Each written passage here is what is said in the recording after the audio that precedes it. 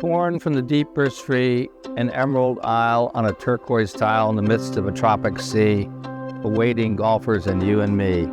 Aloha.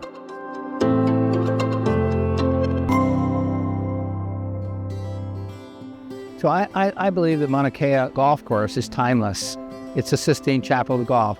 We're just scrubbing away a little bit of the soot from the ceiling so it can view the great art that it actually is.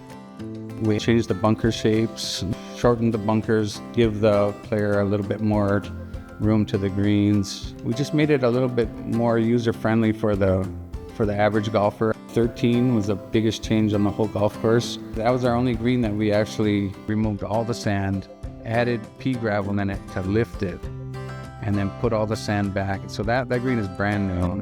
The third hole, obviously an absolute magic golf hole. And the thing we did on number 3 was we trimmed down the alpaca grass so you can actually see the green and the bunkers that surround it. And now that we trimmed the alpaca grass on the coastal side, you can see the ocean, and it's a much better view. We've done some clearing of trees on the backside of that green where you have a coastline view straight down up towards Kohala Mountain.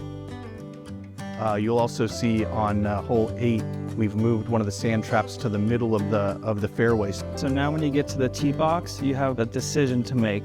A risk-reward opportunity, whether you want to go down the left side or the right side of the fairway, which I think will be very fun.